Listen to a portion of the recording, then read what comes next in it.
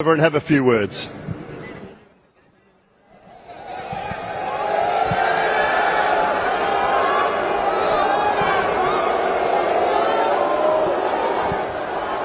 Operation സിന്ദൂറിന്റെ ബേസിസിൽ India പാകിസ്ഥാനോട് ഏഷ്യൻ കപ്പിൽ കാണിച്ചതൊന്നും ശരിയായില്ല. ക്രിക്കറ്റ് മാന്യന്മാരുടെ കളിയാണത്രേ. ആ ഒരു മാന്യന്റെ പ്രതികരണമാണ് ഇപ്പൊ നിങ്ങൾ കണ്ടത്. പാകിസ്ഥാൻകാരനായ ക്യാപ്റ്റൻ സെക്കൻഡ് റണ്ണറപ്പായി, അതായത് സെക്കൻഡ് കിട്ടി, ആ ചെക്ക് വലിച്ചെറിഞ്ഞ കാഴ്ചയാണ് നിങ്ങൾ കണ്ടത്. ആരോടാണ് മാന്യത കാണിക്കേണ്ടത്? ക്രിക്കറ്റ് വെറും കളിയാണോ? മര്യാദകൾ പാലിക്കാൻ പറ്റാത്തവര് അവിടെ പോയി കളിക്കണ്ട എന്നൊക്കെയാണ് കുറെ കറാച്ചി ബോയ്സിന്റെ അഭിപ്രായം. അപ്പൊ ഈ വീഡിയോ സ്പെഷ്യൽ ആയിട്ട് ആ കറാച്ചി ബോയ്സിനുള്ളതാ. വാ വാ വാ.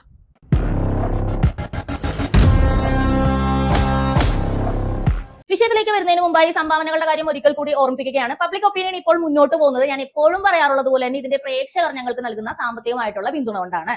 ഞങ്ങൾക്ക് ഇപ്പോൾ ഫേസ്ബുക്കിലും യൂട്യൂബിലും ഒക്കെ വീഡിയോസ് അപ്ലോഡ് ചെയ്യുമ്പോൾ വരുമാനം കിട്ടുന്ന സാഹചര്യം ഇല്ല മറ്റുള്ളവരെ പോലെ. നമ്മൾ പറയുന്നത് കുറെ ആളുകൾക്ക് ഇഷ്ടമില്ലാത്ത കാര്യങ്ങളാണ്, കുറച്ചും കൂടി ഭാരതം എന്ന രാജ്യത്തോട് അടുത്ത് നിൽക്കുന്ന കാര്യങ്ങളാണ് എന്ന് തന്നെ ഞാൻ ഉറപ്പിച്ചു പറയും. അപ്പൊ അതുകൊണ്ട് തന്നെ നമ്മുടെ വായടപ്പിക്കാൻ വേണ്ടി റിപ്പോർട്ട് അടിച്ച് നമ്മളെ സാമ്പത്തികമായി താഴ്ത്തുക, വീഡിയോന്റെ റീച്ച് താഴ്ത്തുക, ഇങ്ങനെയുള്ള ഉദ്ദേശങ്ങളൊക്കെ കൊണ്ടുവന്നിട്ടാണ്. അപ്പൊ അതൊക്കെ നല്ല ഫലപ്രദമായിട്ട് തന്നെ ഇവിടെ നടന്നിട്ടുണ്ട്. നമുക്ക് മോണിറ്റൈസേഷൻ ഇല്ല, റീച്ച് ഇല്ല, പക്ഷേ നിർത്താൻ ഉദ്ദേശമില്ല.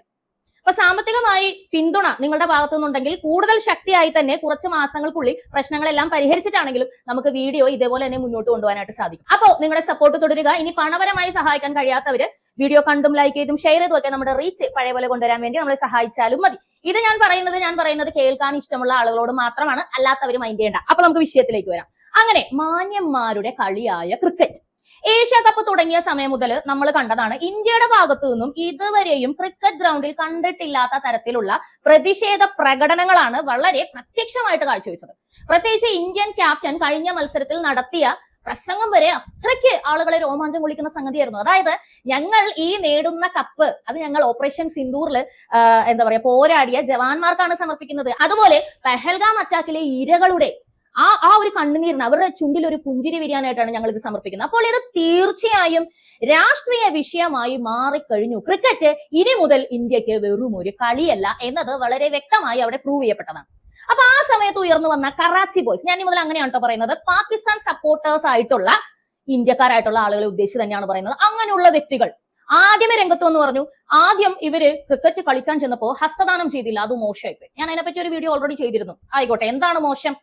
ക്രിക്കറ്റ് ഒരു കളിയാണ്, കളി മാന്യന്മാരുടെ കളിയാണ്. എനിക്ക് മനസ്സിലാവുന്നില്ല, ഇന്ത്യയിൽ നിന്ന് ഗോതമ്പും വെള്ളവും അരിയും പരിപ്പും എല്ലാം വാങ്ങി തിന്നിട്ട് ആഴ്ചയിൽ അതിർത്തിയിൽ ഓരോ സ്ഥലത്തും നുഴഞ്ഞു കയറി വേറെ സ്ഥലത്തും വന്ന് പൊട്ടിച്ച് വലിയ രീതിയിൽ ആക്രമണം ഉണ്ടാക്കി ഇന്ത്യയെ ഉപദ്രവിച്ച് പബ്ലിക്കായി ജനങ്ങളുടെ മുന്നിൽ വന്നിട്ട് ഞങ്ങളാണ് ചെയ്തത് എന്നത് പറഞ്ഞിട്ടും ഒന്നും അറിയാത്തപോലെ ഇപ്പുറത്ത് വന്നിട്ട് ക്രിക്കറ്റ് കളിക്കും.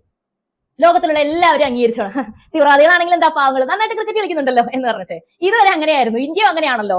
ഇന്ത്യ മാനവികതയുടെ പ്രതീകമാണ്. അതായത് ക്രിസ്തുവിന്റെ മാനവികതയല്ല. ഇവിടുത്തെ ആളുകൾ പറയുന്നതിനനുസരിച്ച് ക്രിസ്തു പറഞ്ഞിട്ടുള്ളത് ഒരു കർണത്തടിച്ചു കഴിഞ്ഞാൽ മറ്റേ കർണം കാണിച്ചു കൊടുക്കണം. പക്ഷെ ഇന്ത്യയിൽ അങ്ങനെയല്ല.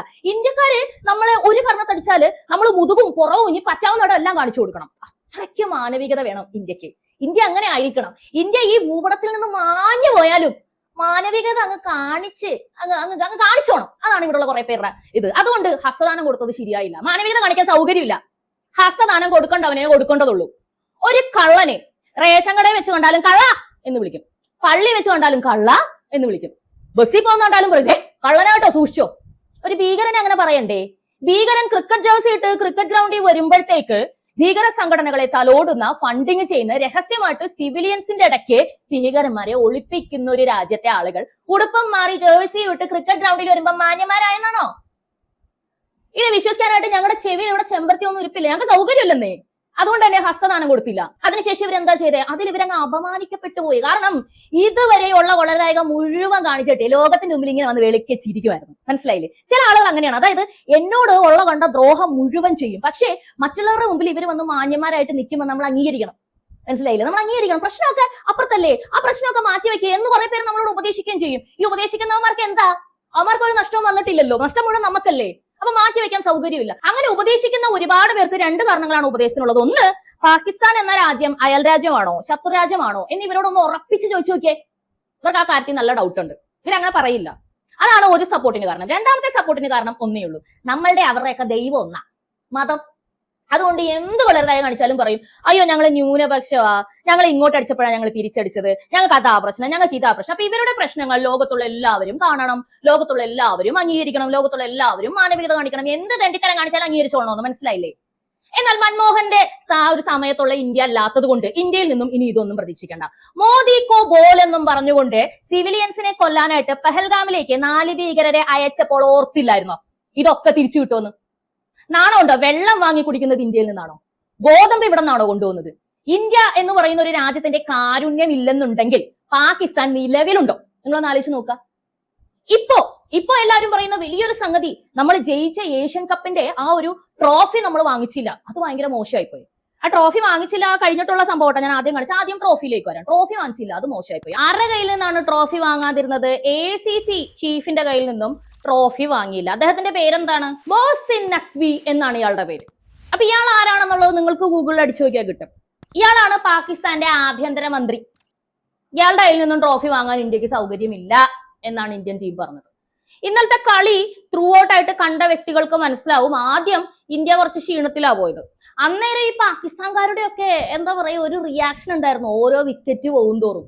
ലാസ്റ്റ് ടൈമിൽ കളിയിലാണെങ്കിൽ വെടിവെക്കുന്നത് പോലെ, ഇതിലാണെങ്കിൽ ദിങ്ങനെ നിങ്ങൾ കണ്ടു കാണും. അതൊന്നും മര്യാദകേടല്ല. അങ്ങനെ ഒന്നും ചെയ്തത് അതൊക്കെ പറ്റും. കാരണം എന്താണെന്നറിയാമോ? ഒറ്റ കാരണമുള്ളൂ, പാകിസ്ഥാൻ അല്ലേ.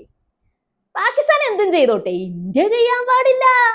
ഇന്ത്യ ചെയ്താലാണ് അത് കോൺഫ്ലിക്റ്റ് ആവുന്നത്. കാരണം ഇന്ത്യ മാനവികതയുടെ അങ്ങേയറ്റമായിട്ട് ഇരിക്കണമെന്ന് ഇവരൊക്കെ പറയുന്നത്. ഇവരൊക്കെ ഇത്രയും നാളും ഇന്ത്യനെ ഇങ്ങനെ മന്ദബുദ്ധിയാക്കി മൂലയ്ക്ക് ഇരുത്തിക്കൊണ്ടിരിക്കുവായിരുന്നു. ഓരോ അടി കിട്ടിയാലും ഇന്ത്യ പോങ്ങിക്കൊണ്ട് അവിടെ ഇരുന്നോളണം. അങ്ങനെയാണ് കോൺഗ്രസ് ശീലിപ്പിച്ച് വെച്ചിരിക്കുന്നത്. ആ മാനവികത ഇപ്പൊ കിട്ടുന്നില്ല, അതിന്റെ കരച്ചിലായി കാണുന്നത്. പാകിസ്ഥാൻ ആഭ്യന്തര മന്ത്രിയുടെ കയ്യിൽ നിന്നും ഈ കപ്പ് വേണ്ട എന്ന് അവര് പറഞ്ഞത് മോശമാണെന്ന് എനിക്ക് തോന്നുന്നില്ല. എന്തിനാ പാകിസ്ഥാൻ ആഭ്യന്തരമന്ത്രിയുടെ കയ്യിൽ നിന്ന് കപ്പ് വാങ്ങുന്നത്? ദുബായിലാണ് പ്രോഗ്രാം നടക്കുന്നുണ്ടെങ്കിൽ ആ കപ്പ് കൊടുക്കാൻ അർഹരായിട്ടുള്ള ഒരുപാട് ആൾക്കാർ അവിടെ ഉണ്ട്. വേറെ ആളുടെ കയ്യിൽ നിന്ന് കപ്പ് വാങ്ങിച്ചോളാന്ന് പറഞ്ഞു, പറ്റത്തില്ലെന്ന് പറഞ്ഞു. അതുകൊണ്ട് എന്താ, കപ്പ് സ്വീകരിക്കാൻ വന്നില്ല. എല്ലാം കഴിഞ്ഞതിന് ശേഷം പ്രതീകാത്മകമായിട്ട് കപ്പ് സ്വീകരിക്കുന്നത് പോലെ ഒരു പരിപാടി ഇന്ത്യൻ ടീം ചെയ്യുകയും ചെയ്തു. അത് കളി കണ്ട ആളുകൾക്ക് അറിയാൻ പറ്റും. എനിക്ക് കോപ്പിറൈറ്റ് ഇഷ്യൂസ് ഉള്ളത് കൊണ്ട് ചില വീഡിയോസ് റിപ്പീറ്റഡ് ആയിട്ട് ഇതിനകത്ത് കാണിക്കാൻ പറ്റുന്നില്ല. അതായത് മ്യൂസിക്കും കാര്യങ്ങളും ഒക്കെ ആയിട്ട് തഗ്ഗാണ് ആൾക്കാർ അത്രയും ആവേശകരമായിട്ട് എടുത്തുവിടുന്ന വീഡിയോസ് ആണ് ഇതൊക്കെ. മനസ്സിലായില്ല? അപ്പൊ അതുകൊണ്ട് ഞാനത് കാണിക്കുന്നില്ല എന്നേ ഉള്ളൂ. അവർക്ക് ആ കപ്പ് ഇയാളുടെ കയ്യിൽ നിന്ന് വാങ്ങിക്കാൻ കഴിയില്ല എന്ന് പറഞ്ഞതിന്റെ കാരണം ദേശീയതയാണ്. ഒരു ഇന്ത്യക്കാരന് സാധിക്കില്ല ഇനി പാകിസ്ഥാൻകാരുടെ മുന്നിൽ പോയി പ്രശ്നമൊക്കെ അതിർത്തിയിലല്ലേ, ഇവിടെ നമ്മൾ തമ്മിൽ ഒരു പ്രശ്നമില്ല എന്ന് പറയാൻ സാധിക്കില്ലെന്നേ. ഞാൻ ചോദിക്കട്ടെ, കേരളത്തിൽ എത്രയധികം അതിർത്തി പ്രശ്നങ്ങൾ നടക്കുന്ന സ്ഥലമാണ് നമ്മുടെ കേരളം. ഇപ്പൊ നിങ്ങൾക്കൊക്കെ തന്നെ അറിയാം, അയൽവക്കക്കാരനുമായിട്ടൊക്കെ മതിൽ കിട്ടുന്നതിന്റെ വിഷയത്തിൽ വലിയ പ്രശ്നങ്ങൾ, ചെറിയ പ്രശ്നങ്ങൾ, കൊലപാതകങ്ങൾ ഉണ്ടായ പ്രശ്നങ്ങൾ വരെ ഇവിടെ ഉണ്ടായിട്ടുണ്ട്. അതൊക്കെ ഈ മതിൽ കെട്ടുമ്പോൾ മാത്രം വരുന്ന പ്രശ്നമാണോ? അത് കഴിഞ്ഞ് നിങ്ങൾ രണ്ടുപേരും കൂടി അപ്പുറത്ത് വരുന്ന ചായ കുടിക്കോ, ഒരുമിച്ചിരുന്ന് വർത്താനം പറയോ, ഫാമിലിയൊക്കെ ഒന്നായിട്ടിരുന്ന് ക്രിക്കറ്റ് കളിക്കോ, TV കാണോ, ഉത്സവം കൂടാൻ പോവോ, പരിപാടികൾക്ക് പോകോ, ആഘോഷിക്കോ, ടൂറ് പോകോ? മരണം വരെ നിങ്ങൾ പറയുമല്ലോ, ഈ പ്രശ്നം തീരുമാനിച്ചു കഴിഞ്ഞാലും പറയുമല്ലോ അവനും ഞാനും തമ്മിൽ ഉടക്കാ. എന്താ കാരണം? അതിർത്തി പ്രശ്നം. പക്ഷെ ഇന്ത്യക്ക് പാടില്ല. ഇന്ത്യ അതിർത്തിയിൽ പൊട്ടി, ഇന്ത്യയിൽ ഈ പറയുന്ന പോലെ ജവാന്മാര് മരിച്ചാലും സിവിലിയൻസ് മരിച്ചാലും ആര് മരിച്ചാലും ക്രിക്കറ്റിൽ ഇതൊന്നും ഇല്ല. ക്രിക്കറ്റ് കളിയാണ് അത്ര. ആർക്കാണ് കളി? ഈ പറയുന്ന ഓരോ വ്യക്തികളും ഈ സപ്പോർട്ട് ചെയ്ത് പറയുന്ന മുസ്ലിങ്ങളെ സപ്പോർട്ട് ചെയ്യുന്ന എനിക്ക് മനസ്സിലാവും. അതിനെ ഞാൻ കാൽക്കുലേറ്റ് ചെയ്യുന്നില്ല, അതിനൊരു കാര്യമായിട്ട് തന്നെ എടുക്കുന്നില്ല. മറ്റു വ്യക്തികളോട് ഞാൻ ചോദിക്കട്ടെ, നിങ്ങൾ ആരെങ്കിലും കാശ്മീർ പോയിട്ടുണ്ടോ? പോകണമെന്ന് ആഗ്രഹമുണ്ടോ? അന്ന് പഹൽഗാമിൽ ആ പ്രോബ്ലം നടന്ന സമയത്ത് നിങ്ങൾ നിങ്ങളുടെ ഫാമിലി ആയിട്ട് അവിടെ ഉണ്ടായിരുന്നെങ്കിൽ എന്തായിരിക്കും അവസ്ഥ? ഇന്ന് ക്രിക്കറ്റിൽ ഇത് പാടില്ല കേട്ടോ. ക്രിക്കറ്റ് മാന്യന്മാരുടെ കളിയാ. എന്തിനാ പാകിസ്ഥാന്റെ കൂടെ ഇങ്ങനെയാണെങ്കിൽ ഇന്ത്യ കളിക്കാൻ പോയത് എന്നൊക്കെ എഴുതി വിടാൻ നിങ്ങൾ ഉണ്ടാവുമായിരുന്നോ മനുഷ്യരെ? നിങ്ങളുടെ ഭാര്യ ഇന്ന് വിധവയാ, നിങ്ങളുടെ മക്കൾക്ക് ഇന്ന് അപ്പനില്ല, സംസാരിക്കുമായിരുന്നോ നിങ്ങൾ ഇതുപോലെ? നിങ്ങൾക്ക് എന്തുകൊണ്ടാ അവിടെ മരിച്ചത് നിങ്ങളുടെ ആരും അല്ല എന്നോ തോന്നലുണ്ടാവുന്നേ? ഇവിടെ പാകിസ്ഥാനിൽ കിടക്കുന്ന ക്രിക്കറ്റ് കളിക്കാർ എങ്ങനെയാ നിങ്ങളുടെ സ്വന്തക്കാരാവുന്നേ? എങ്ങനെയാ നിങ്ങൾക്ക് അവരോട് രക്തബന്ധം, അങ്ങനെ ഒരു എഫെക്ഷൻ നിങ്ങൾക്ക് ഇവിടെ വരാത്ത എങ്ങനെയാ അവിടെ വരുന്നത്? അതാണ് മനസ്സിലാവാത്തത്. ഇപ്പൊ കണ്ടില്ലേ, മാന്യൻ കാണിച്ചത് കണ്ടില്ലേ? അവന് സെക്കൻഡ് റണ്ണർ അപ്പ് ആയി കിട്ടിയ ആ ചെക്ക് അവന് വേണ്ട, വലിച്ചെറിഞ്ഞ് കളഞ്ഞിട്ടാ പോകുന്നത്. കൂന്നത് കൊണ്ടല്ലോ ആളുകള്. ഈ കൂവലി സത്യത്തിൽ പാകിസ്ഥാൻ സ്ഥാപിതമായ അന്ന് മുതൽ പാകിസ്ഥാൻ അർഹിക്കുന്നു. മാനവികത പറഞ്ഞ് ഇന്ത്യയടക്കം നിശബ്ദമായി ഇരുത്തി നിങ്ങളാണ്. സപ്പോർട്ടേഴ്സ് ആണ് ആ രാജ്യത്തിനെ ഇത്രയധികം ദുഷിപ്പിച്ചത്. ഇപ്പോഴും ഗാസയുടെ കാര്യമായിക്കോട്ടെ, ഇസ്രായേലിന്റെ കാര്യമായിക്കോട്ടെ, നിങ്ങൾ ആരെയാണ് വളർത്തുന്നത്? ഗാസയിൽ മാത്രമേ കുഞ്ഞുങ്ങൾ കൊല്ലപ്പെടുന്നുള്ളൂ. എനിക്ക് പുച്ഛാണ് തോന്നുന്നത് നിങ്ങളോട്. ഇസ്രായേലിൽ നിന്ന് പിടിച്ചുകൊണ്ടുപോയവരൊന്നും ബന്ദികളല്ല, അവിടുത്തെ കുട്ടികളൊന്നും കുട്ടികളല്ല. ഹമാസ് ചെയ്യുന്നതൊന്നും കാര്യമേ അല്ല, അല്ലേ?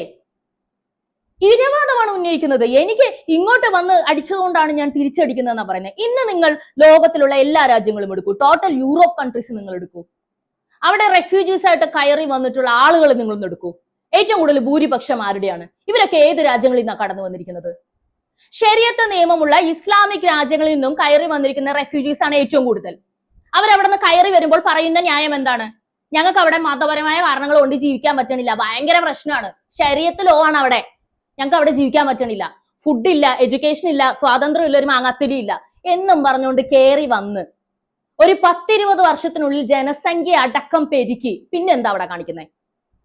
എവിടെ നിന്നാണോ ശരീഅത്ത് ലോ ഉപേക്ഷിച്ച് വന്നത്, ഇവിടെ ഇനി കൊണ്ടുപോവാ ശരീഅത്ത് എന്നും പറഞ്ഞാ നടക്കുന്നത്.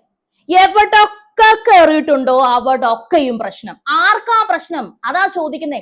ആർക്കാ പ്രശ്നം? ആരാ ഇവര് കൂടി പ്രശ്നം ഉണ്ടാക്കുന്നേ? അങ്ങോട്ട് ചെന്ന് ആരെങ്കിലും എന്തെങ്കിലും ചെയ്യുന്നോ? ഇത് മനസ്സിലാക്കാൻ വർഗീയത എന്ന് ഇവിടുത്തെ രാഷ്ട്രീയ പാർട്ടികൾ പറയുന്ന കാര്യങ്ങൾ തലേന്ന് ഇറക്കി വെച്ചിട്ട് നിങ്ങൾ നിങ്ങളുടെ സ്ഥിതി മാത്രം നോക്കിയിട്ട് നിങ്ങളൊന്ന് ചിന്തിച്ചു നോക്കിയേ. ക്രിക്കറ്റ് എന്നത് പറയുന്നത് വെറും ഒരു കളിയല്ല. ഇന്ത്യ എന്നും ക്രിക്കറ്റിന് വളരെ മുൻതൂക്കം നൽകിയിട്ടുള്ള ഒരു കൺട്രി തന്നെയാണ്. ഇന്ത്യയുടെ ടീം അവിടെ കളിക്കുന്നത് ഇന്ത്യ എന്ന രാജ്യത്തെ പ്രതിനിധീകരിച്ചിട്ടാണ്. യുദ്ധം തന്നെയാണ്. ഇനി അങ്ങോട്ട് ക്രിക്കറ്റിൽ മാത്രമല്ല, എല്ലായിടത്തും യുദ്ധം തന്നെയാണ്. ഓപ്പറേഷൻ സിന്ദൂറിന്റെ ബാക്കിയാണിതെന്നാണ് പ്രധാനമന്ത്രി ട്വീറ്റ് ചെയ്തത്. മോദിജി പറഞ്ഞതുപോലെ തന്നെ ഇനി കാര്യങ്ങൾ നടക്കുള്ളൂ. രക്തവും വെള്ളവും ഇനി ഒരുമിച്ചൊഴുകണ്ട. ഇനിയും തോപ്പിക്കും, ഇനിയും അപമാനിക്കും, ഇനിയും വെള്ളം തരില്ല, ഭക്ഷണം തരില്ല, ഒരു കുന്തും തരില്ല. ഇവിടുന്ന് പിച്ച് പറിച്ച് എടുത്തോണ്ട് പോയതല്ലേ, എന്നിട്ടും തീർന്നിട്ടില്ലല്ലോ വിഷമം. ഇപ്പോതാ ഇന്ത്യ അങ്ങ് പാഠം പഠിപ്പിക്കുമെന്ന് പറഞ്ഞിട്ട് നാണം കെട്ട് ചെക്കും വലിച്ചെറിഞ്ഞിറങ്ങി പോണ്ടി വന്നില്ലേ? എന്തൊക്കെ പറഞ്ഞാലും സത്യവും ധർമ്മവും ഒക്കെ ഈ ലോകത്ത് ഉയർന്നു തന്നെ നിൽക്കും. അല്ലെന്നുണ്ടെങ്കിൽ നല്ല മനുഷ്യർക്ക് ഇവിടെ നിലനിൽപ്പില്ലാതിരിക്കും. തോന്നിവാസം കാണിക്കുന്നവര്, മറ്റുള്ളവരുടെ ജീവിതം ഇല്ലാതാക്കാൻ വേണ്ടി കച്ചകെട്ടി നടക്കുന്നവര് അനുഭവിക്കാതെ ഈ ഭൂമിയിൽ നിന്ന് പോകില്ല. അതൊരു പ്രകൃതി നിയമമാണ്. ഒന്നില്ലെങ്കിൽ ഒരു കാര്യം മനസ്സിലായിക്കോളൂ, ഇന്ത്യയിൽ നിന്ന് ഉണ്ടായതാ പാകിസ്ഥാൻ, കേട്ടോ? അത്ര അറിഞ്ഞു കളിച്ചാൽ മതി. അപ്പൊ തുടർന്ന് കാണുക പബ്ലിക് ഒപ്പീനിയൻ.